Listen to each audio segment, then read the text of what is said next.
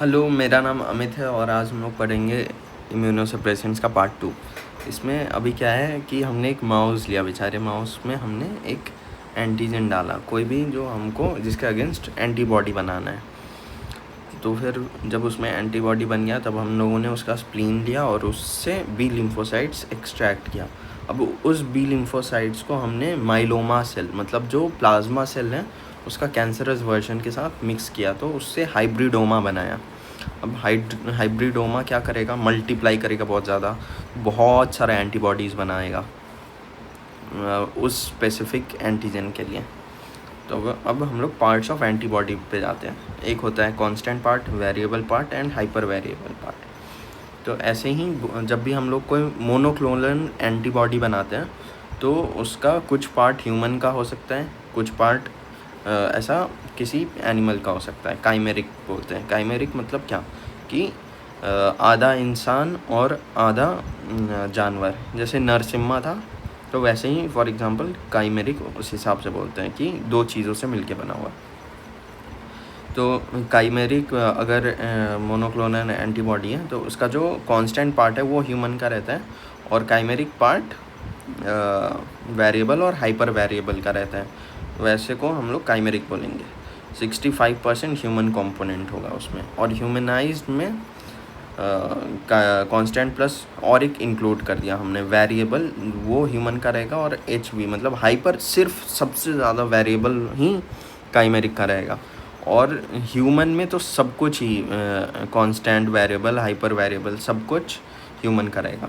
तो human sensitivity उतना ही अगर ह्यूमन का रहेगा तो बिल्कुल नहीं रहेगा, ह्यूमनाइज रहेगा, मतलब उसमें सिर्फ हाइपर वेरिएबल काइमेरिक है तो फिर थोड़ा बहुत हो रहेगा सेंसिटिविटी, और काइमेरिक में बहुत ज़्यादा मतलब मतलब सूट नहीं करे ऐसा चांसेस होगा, कुछ हाइपर सेंसिटिविटी रिएक्शन हो जाए। अब हम लोग देखते हैं कि अगर काइमेरिक है तो कोई भी ऐसा मोनोक्लोनल एंटीबॉडी है, जैसे ट्रस्टुजुमैब फेमस एग्जांपल, तो कोई भी अगर काइमेरिक रहेगा तो उसमें हम लोग XI ऐड करेंगे। जो मैब है ये मोनोक्लोनल एंटीबॉडी बता रहा है और ZU बता रहा है कि ये ह्यूमनाइज्ड है। अगर वही XI लिखा रहता मतलब ये काइमेरिक है, और अगर सिर्फ U लिखा रहता तो ह्यूमन है। ठीक है। अब ये U के आगे मोस्टली M लगा देते हैं, ये भी देखेंगे। और इससे पहले जो ट्रस्ट टू मतलब क्या है, ये ट्यूमर के लिए है। जैसे CI लगा मतलब कार्डियोवास्कुलर कंपोनेंट के लिए है। LI मतलब इम्यून, लाई इम्यून सिस्टम्स को आप लाई नहीं कर सकते, तो इम्यून कंपोनेंट के लिए LI। और दिल हमेशा यस बोलता है, यस का स्पेनिश क्या होता है, C। और ऑस्टियम से ऑस मतलब बोन, V मतलब वायरल, और की मतलब काइन, की से काइन। ठीक है। तो दिल क्या CS बोलता है, और ट्यूमर के लिए होता है। लाई कौन करेगा, इम्यून सप्रेशन से लाई नहीं कर सकते। तो ऐसे आप याद रख सकते हैं। अभी एक एग्जांपल देखते हैं, एंटी TNF क्या कराता है, फीवर कराता है, इन्फ्लामेशन कराता है, बहुत बेकार होता है। बट हमारे लिए मतलब अगर आपको सर्दी खांसी है तो उसके लिए TNF बेकार है, बट ऐसे बॉडी के लिए तो अच्छा ही है। तो इसमें एक देते हैं इन्फ्लिक्सिमैब, एंटी TNF इन्फ्लिक्सिमैब। 4 बार बोलिए अपने मन में, एंटी TNF इन्फ्लिक्सिमैब।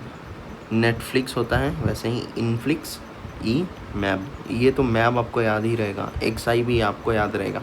वैसे ही बस नेटफ्लिक्स के जगह आपको इन्फ्लिक्स याद रखना है, और नेटफ्लिक्स देखते देखते आप बीमार पड़ जाते हो तो TNF बढ़ जाएगा। TNF बढ़ गया तो आपने इन्फ्लिक्सिमैब खा लिया, मतलब खाया नहीं जाता, ये IV देते हैं मोस्टली, बस मेमोरी ट्रिक है। Anti TNF infliximab, that is ये क्या है, फ्यूजन प्रोटीन है। इसमें constant part human globin combines with receptors. ठीक है। और इसका कांस्टेंट पार्ट इटरनासेप्ट होता है, बस याद रखने का है। अभी देखिए नॉर्मली ये है एंटीजन प्रेजेंटिंग सेल्स। क्या क्या हो सकता है? मैक्रोफाज हो सकते हैं, डेंड्राइटिक सेल्स हो सकते हैं और बी लिम्फोसाइट्स हो सकते हैं। एमडी बनेगा, ऐसे याद रखिएगा। एपीसी क्या क्या होता है? एपीसी का एग्जांपल एंड में क्या आपको एमडी करना है, एमडी बनना है ना, एमडीएमएस जो भी।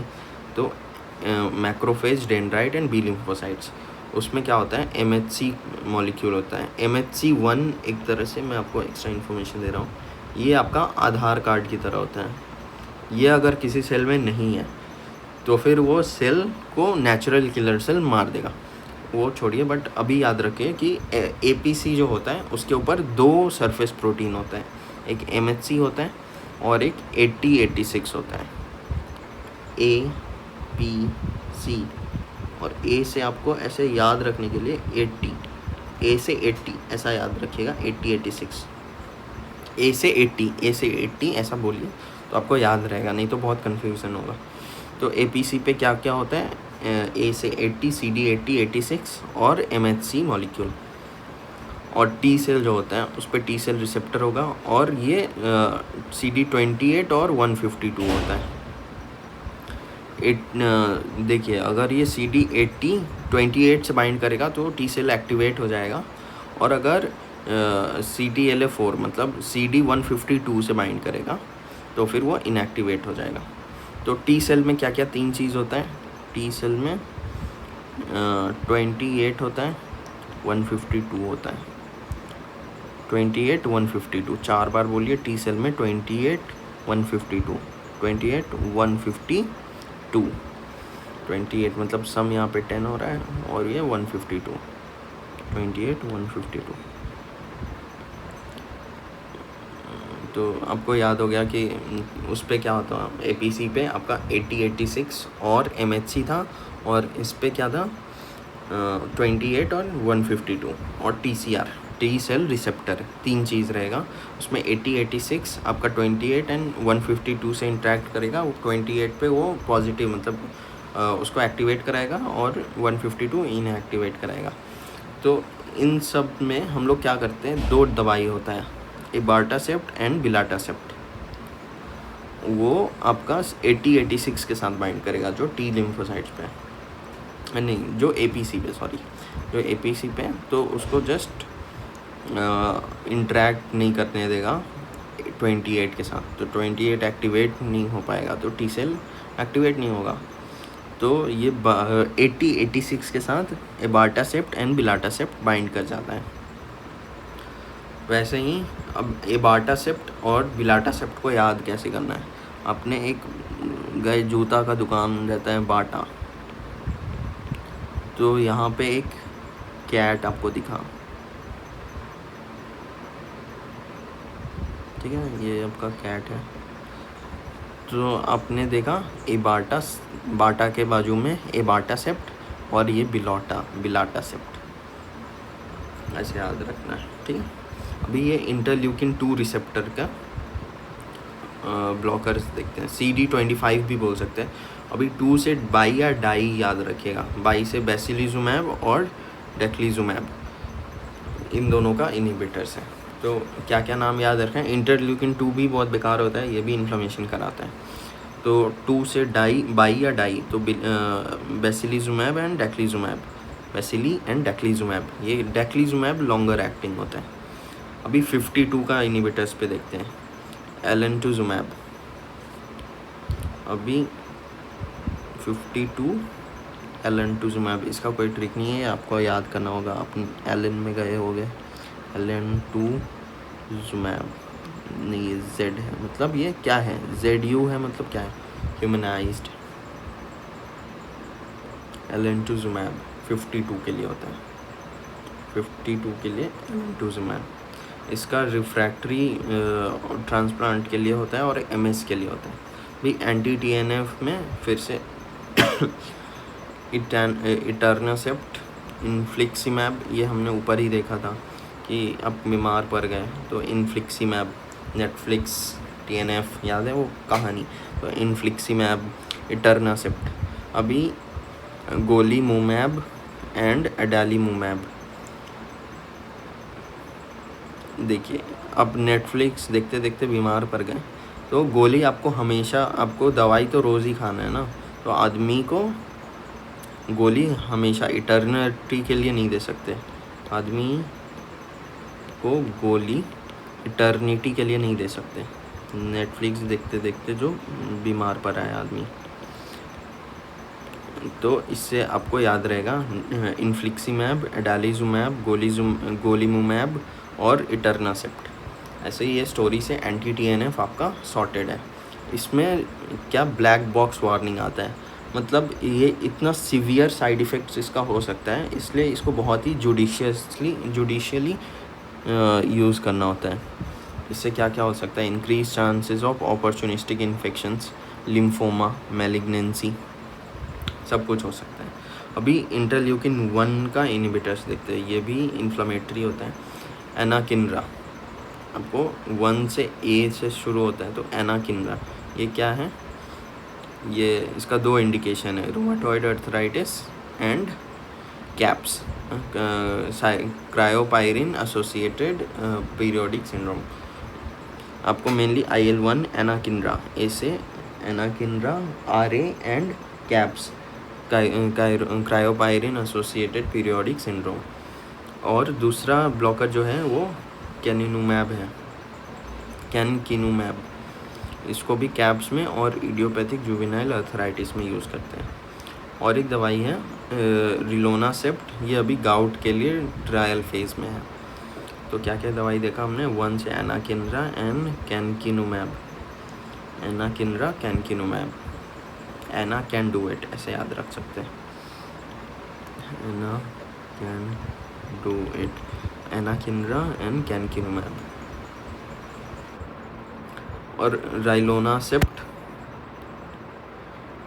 ये गाउट के लिए ट्रायल फेज़ में। अभी इंटरल्यूकिन 2 और 23, इसमें 2, ये भी डायमेरिक होता है, इसमें 2 पार्ट होता है, P35 एंड P40, और एक P19 और 40। तो देखिए बड़ा वाला 2, 3, ऐसे इंटरल्यूकिन 1, 2 और फिर उसके बाद वाला 2 और 3, ऐसे याद रखिएगा, इंटरल्यूकिन 1, 2, 2, 3। इसमें P40 दोनों में रहेगा, और एक में 19 और एक में 35 है। तो जो बड़ा वाला है उसमें छोटा दे दीजिएगा, P19 और P35।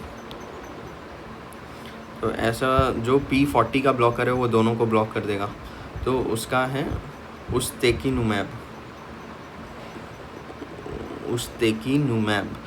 अभी ये बहुत ही उस्ताद आदमी है, मतलब प्रॉपर प्रोफेशनल आदमी है, उस्ताद है, दोनों को ब्लॉक कर सकता है। तो उस्तेकीनुमैब, उस्ताद आदमी, तो उस्तेकीनुमैब, इससे याद रहेगा।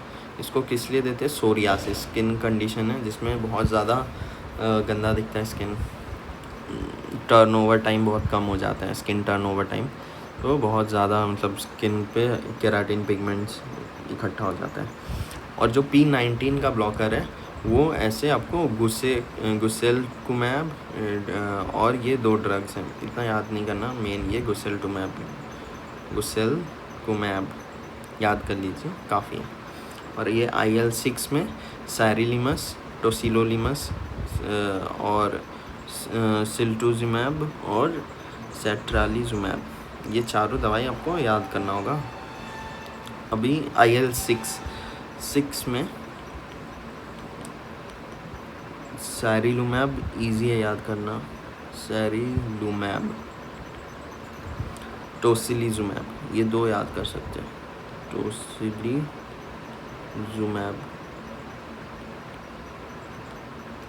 सारी एंड टोसली। अभी 2 रिसेप्टर्स होता है, अल्फ़ा-4 बीटा-1 और अल्फ़ा-4 बीटा-2। CNS से रिलेटेड एक MS बोल की डिजीज़ था, मैंने बताया था, मल्टीपल स्क्लेरोसिस, और GIT में 2 डिजीज़ होता है। IBD 2 डिजीज़ से मिलकर बोलते हैं, एक तो होता है अल्सरेटिव कोलाइटिस और एक होता है क्रॉन्स डिजीज़। ये दोनों में क्या होता है कि क्रॉनिक इन्फ्लेमेशन होता है, इसमें मेनली आपका डायरिया के साथ पेशेंट प्रेजेंट करता है, ब्लडी स्टूल के साथ। तो जो आपका दोनों अल्फ़ा-4 के अगेंस्ट काम करता है, वो है नटालिजुमैब। नटालिजुमैब आपका दोनों में काम कर देगा, तो MS और IBD दोनों में दे सकते हैं। लेकिन जो और एक है विडोलिजुमैब, वो सिर्फ IBD में दे सकते हैं। इट्स लाइक कि नताशा इज़ वेरी नाइस, वो दोनों में काम करती है, नटालिजुमैब और नटालिजुमैब। और जो विडो है वो अच्छे से काम नहीं कर पाती, सिर्फ पेट में उसका दर्द रहता है। Widow stomach pain, vedolizumab, natalizumab, vedolizumab. अभी 2 चीज़ हैं, एक है एंटी डी। देखिए, अगर मदर RH नेगेटिव है और बच्चा RH पॉजिटिव है, तो अगर मिसकैरेज या फिर ड्यूरिंग पार्चुरेशन थोड़ा भी ब्लड सीप आउट हुआ, मदर को गया, तो उनके इसमें एंटी-डी एंटीबॉडी बन जाएगा। तो वो हम लोग नहीं चाहते कि बने, तो इसलिए हम लोग एंटी-डी सीरा पहले ही दे देंगे। इसको एंटी-डी इम्यूनोग्लोबुलिन बोलते हैं, विदिन 72 आवर्स देना पड़ता है। और एक होता है एंटी थ्रोम्बोसाइट ग्लोबुलिन। थ्रोम्बोसाइट क्या होता है? थाइमोसाइट। एंटी थाइमोसाइट मतलब थाइमस में बहुत सारा ये बनता है, सीरीज बनता है, बहुत सारा सेल्स, मतलब T लिम्फोसाइट्स का training ground. It's like a school for immunoglobulin, मतलब इम्यूनोसाइट्स, जैसे T लिम्फोसाइट्स मेनली उसका ट्रेनिंग ग्राउंड है। तो उस पर क्या क्या, उसमें ही अगर हम लोग उसके अगेंस्ट ही इम्यूनोग्लोबुलिन दे दें तो अपना काम बन जाएगा। कोई भी एक्यूट अगर रिजेक्शन हो रहा है, तो हम चाहते हैं इम्यून सप्रेशन, CMI सप्रेस हो जाए, तो T लिम्फोसाइट्स ही CMI कराता है, हम लोग उसमें एंटी थाइमोसाइट ग्लोबुलिन दे देंगे। ठीक है, यहाँ तक रखते हैं। Thank you.